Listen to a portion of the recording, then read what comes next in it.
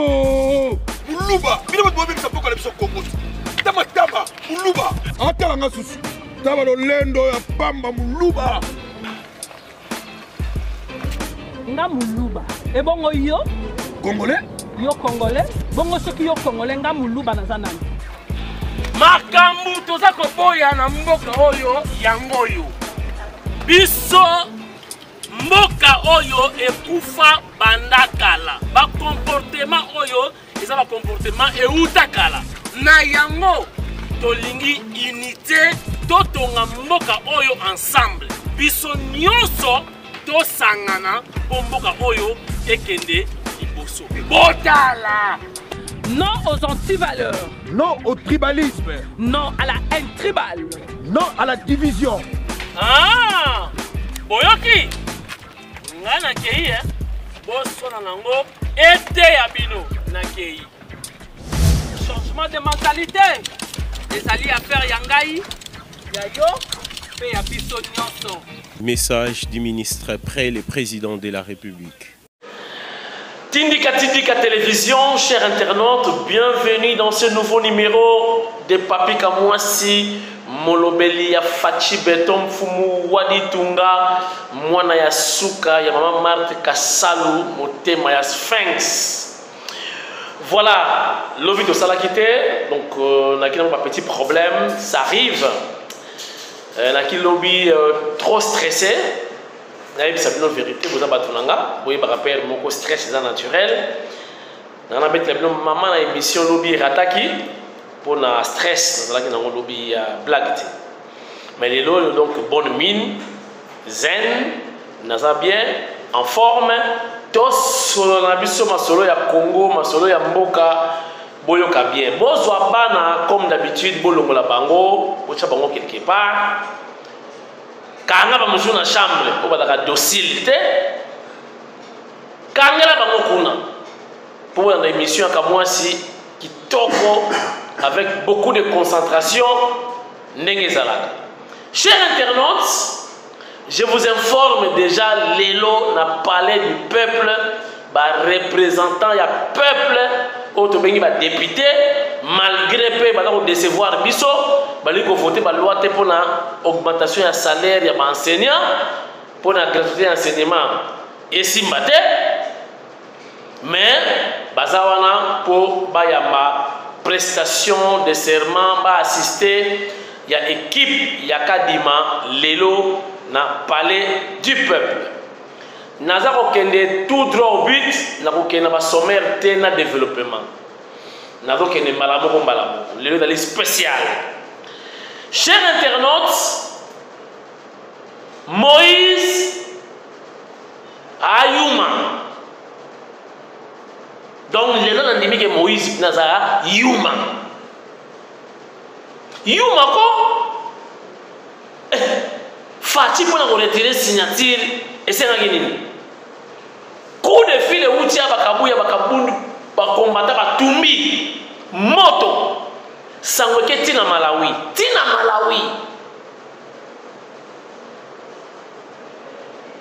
Kuala Lumpur Fati fa retirer signature akondi matin muto yaki lobby ana bureau mukebolo kwa kikuku akoma président ya rassemblement yende candidat unique ya opposition. Réaction ya blague te monte tumbami boulevard Kangami. Mais tala Moïse alina lo réunion sacrée ata alimet moke peliti. Azana batu to zana batu te lo salamiti. A vu décision à 6000 frères. Mobali a une décision bala moko facha so ki décision alors je retire ma signature. Atiki bango na Genève na bango na sorcellerie avec des projets machiavéliques contre Fachi, contre le Congo. Facha c'est bango a retiré signature à le coup na pas na bango a retiré signature. Mais Moïse a tient makele là alingika di matin oh muluba tribalisme a favoriser Fachi boy na boy. Mais si ko na réunion ça na Lubumbashi pembeni na ye nani nani anataka pembeni na ye muluba pasa laki wana non quoi papa chéri j'ai bien piano Lubaya. Siko Lubaya, aza muntandu. Oboyi muluba na parlement. Mais vous avez muluba pembeni. Ah, alors on peut soso pembe partout. Bazanga. Oboyi na parlement, yé au pembeni na yo. Pindieu. Boya pindieu. Comment dit? Donc là, c'est déshabiller Saint-Pierre pour habiller Saint-Paul. Aucun mvula. Ok na fleuve na Kintsuka, ok on a lavé moto ça la lavage à sec. Moïse pere. Si quoi le binini azoya awa asola na batu na ye bayoka na nano après la décision moto mbala moko ekufi asili moto asili biloko na la mbala moko tu décide abengi siko ba journaliste ebele ya France pour nani siko ba yako ça mais ko liaka bitoyo France 24, RFI, TV Mfwati, tout. Bakitiguna. TV Mfwati ko. Sikodo. Et comme yo na ya kisasa na tuna tala nzoka na kisasa bo mamo a dani film wa kekele Gilles azoya na aéroport. Yepta wa yambaye. Mbala moko audit gestion ya Katanga. Ezalaki ndenge ozonga te mbala moko kuna na selembao okomi voisin ya type wana o mutu na lobi botomola oloba botomola maboko abi botomola plan mo botomola plan boyoki ete secrétaire général ya INC donc botomola maboko eta bi bor mo botomola bor botomola plan wana bolgoyo kamo babota la musiko ndenge lekaki na meeting bakomi na nana oh kuna masali meeting surtout ça la meeting sur un message la quintessence ya message botomola ba plan botomola plan boyo ka ndenge lekaki regardez les pacificateurs jusqu'au bout. Basalamu bala kisasa basalamu na bino yango botia maboko liboko pomola boyoki message pacificateur a tidi batomola nini botomola platini botomola ana luboloko ser nanga ana lubolo na ila fort ndenge nini wana kini toza mikolo pozo bengati. Voilà, chers internautes, après émission nadoki na staff mu fini après émission siko staff mu fini na bandal pemé na bafali ipupa na virage oki de cimetière hôpital ya Kitambo sika bateka ba ngombe wana ya fresh nzoka staff nanga ekomi wana baotela nga banderole olingo lia ngombe ya fresh kende na staff mu fini na bandal kuna bazwaka pena émission tindika boyaka mwasi batandi wana bato bazolanda émission live staff mu fini na okita nazoya nga moko pena lia ngombe ya fresh na mela na soupe stress alobi esila salutation, merci en tout cas nzoka tindika tina Kinshasa blague. Voilà, chers internautes, état de siège parce que la véracité, le secret, tout, ils ont demandé à ça.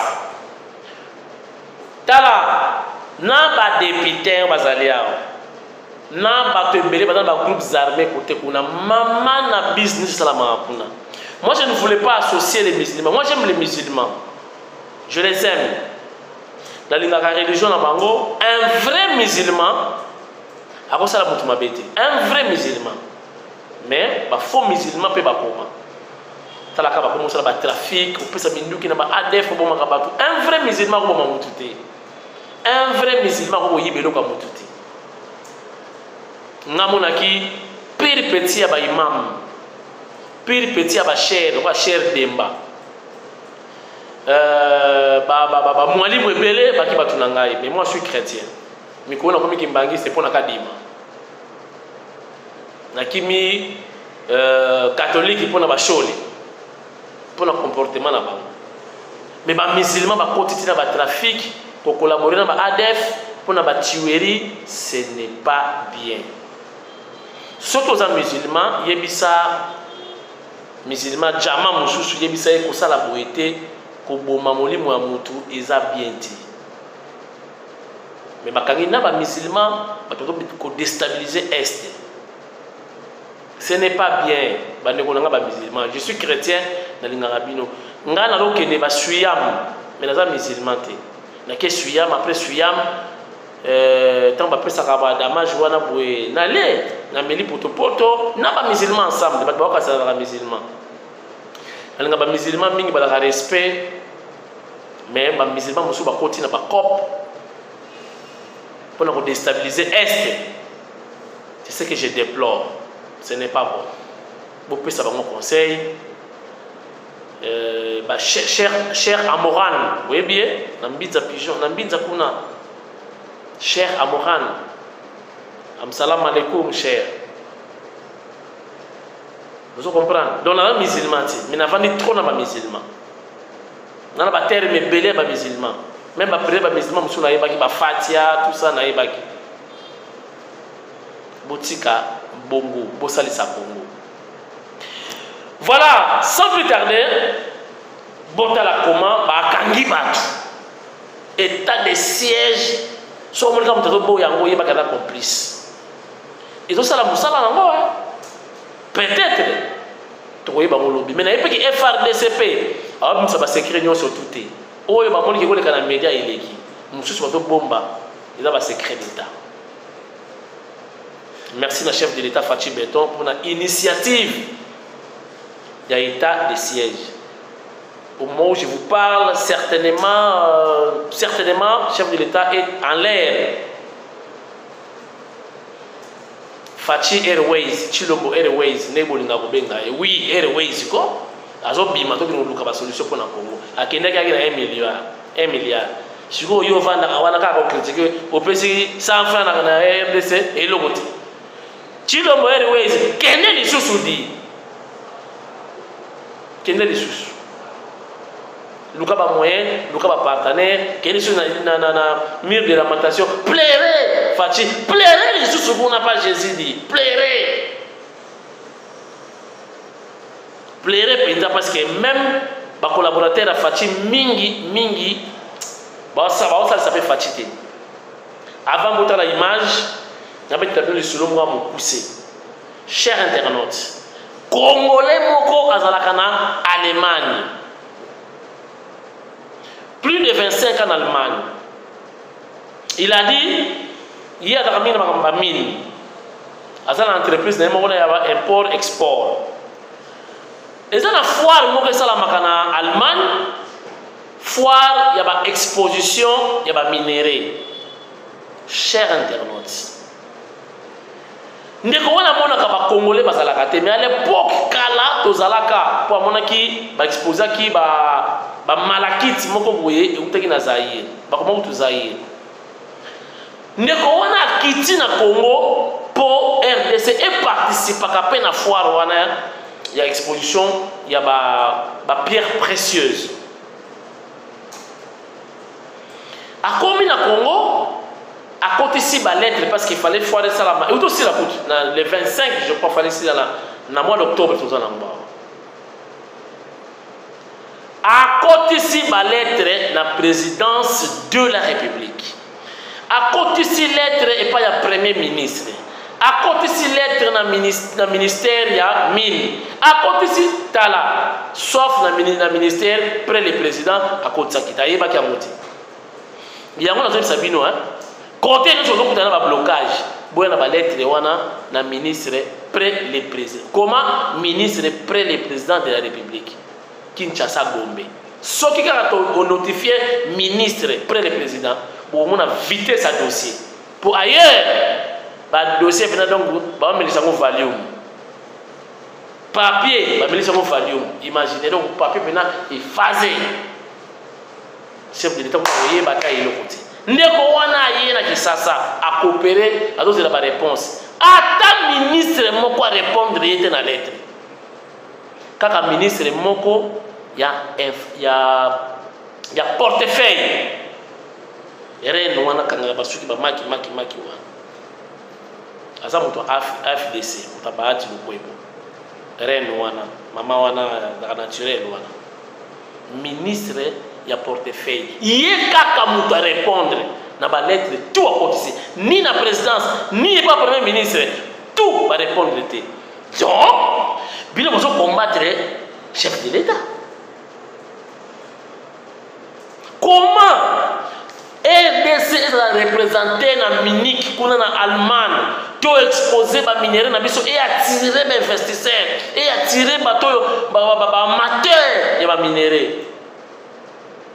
Mais non, vous avez l'être, vous boivez, vous connaissez, vous avez un pourcentage de la commission soutenue.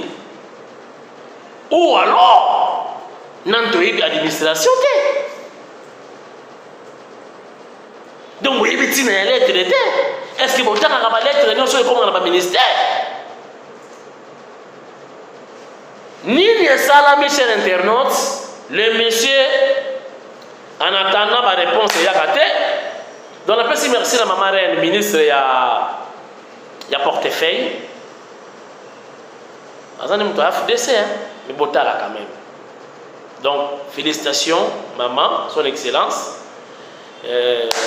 Na acte sali pour ndeko wana pour na souci ya ko ndeko wana ti ko mona siko batu ya suki ya CEC o basala ba contrôle pe makametali ba minéré CEC ba timeli COP ba mona ki na vision moko boye bandimi ko s'accaparer na COP ba pesier 4 personnes ba kende ko participer na foire wana 4 personnes wana. Donc, parce que bien quand tu montes na COP, na téléphone qui te donne dans l'aéroport, ndeko wana aidé banga pesa ngo visa ya Schengen. Au moment où je vous parle, bandeko wana bazana Allemagne, mais baki ko sana bango tourisme. Donc, manque de pas et de anciens combattants. Donc, baki ko participe même pas na foire wana. Parce que ba document, non to présenter bango na stand pour ba exposer ba minéraux, ba tiki na Kinshasa. Ah, est-ce que mboko ko bonga vraiment? Dis-moi, n'a pas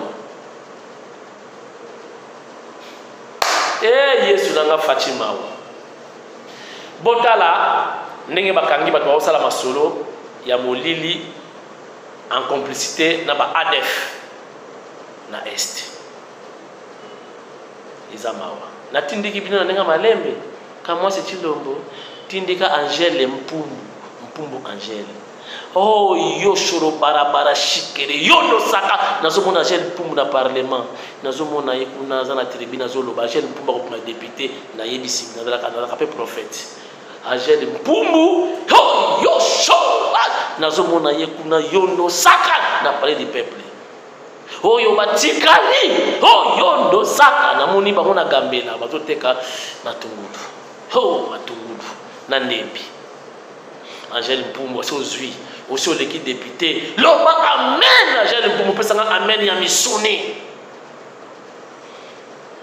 na tindiki bino regarde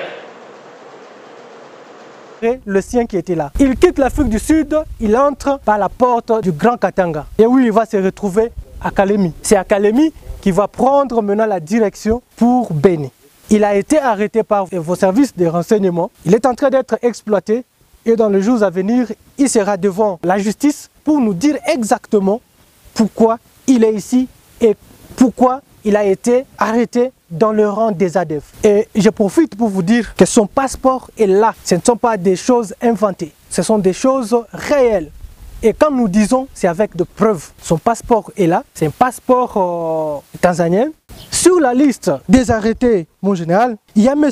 Kiza Idriss, c'est un Burundais. Et là aussi, c'est une preuve que ce mouvement terroriste n'est pas à négliger. Ce n'est pas un mouvement des peuples congolais, c'est un mouvement terroriste. Et à tous ceux qui veulent entendre, c'est un mouvement qui a des ramifications au niveau international et qui a fait allégeance au Daesh. Et ce n'est pas la première fois, ce n'est pas la dernière fois que nous continuerons à le dire. C'est un fidèle musulman, lui aussi, détenteur des armes de guerre. Ressortissant du Burundi, recruté par ruse par M.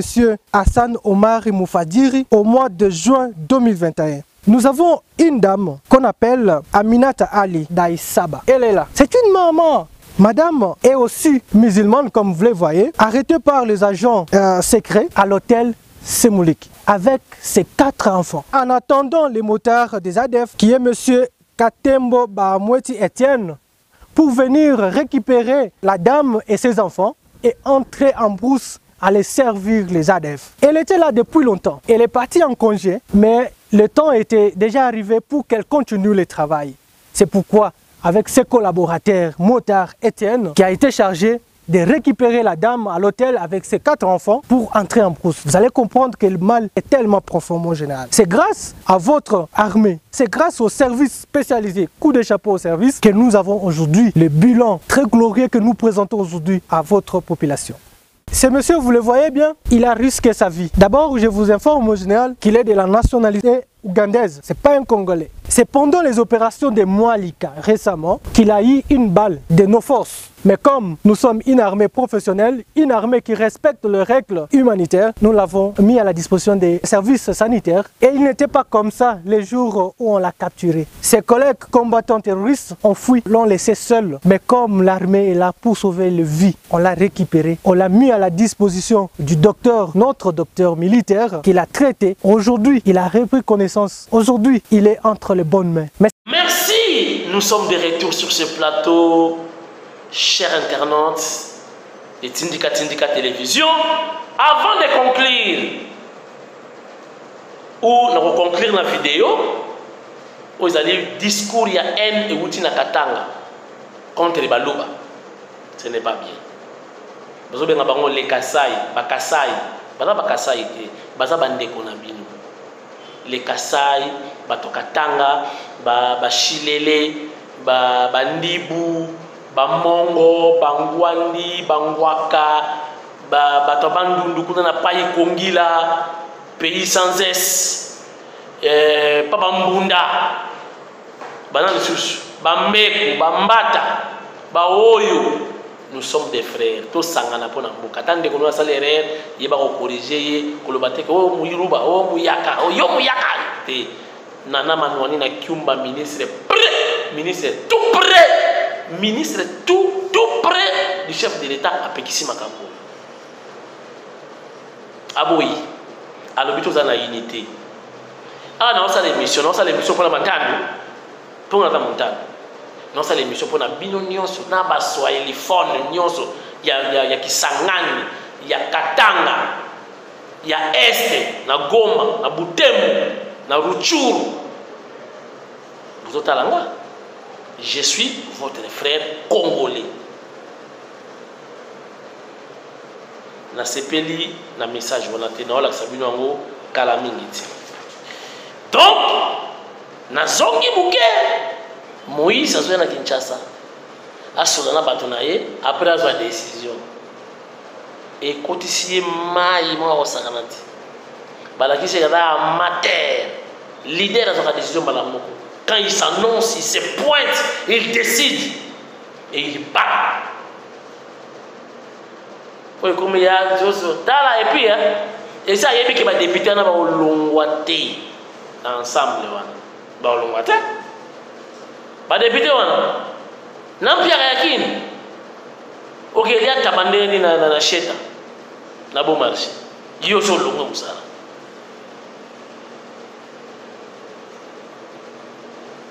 Si vous avez petit wana demi wana pembe wana na bon marché wana beaucoup de nationalité dans on timbe la ke ba poche comme na madouche o de ne sunde alors ba député balinga ba Petrus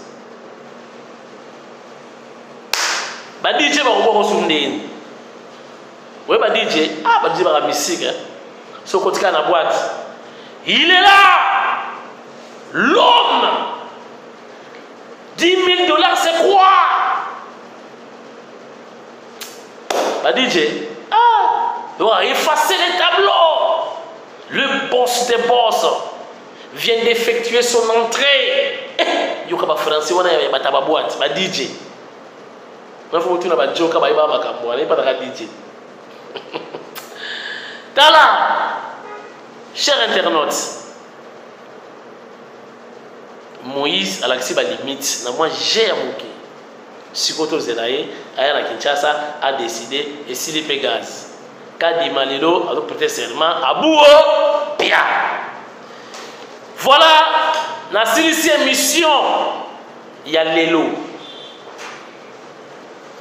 Hier, j'étais stressé.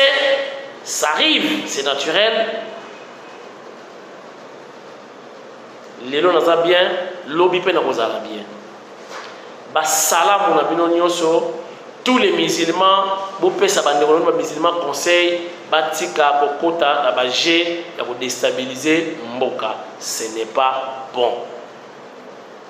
Oyo bato kata mitukuna, ce sont nos frères. Ce n'est pas bon. Beaucoup de love na bino nyonso. Na Christine Mpinda wetu maman présidente ya MDDC. Yo chali bayate. Chali bayanga mona cha opwa na soutenir yo obuma député. Ndenge Angel Mpumba obuma député.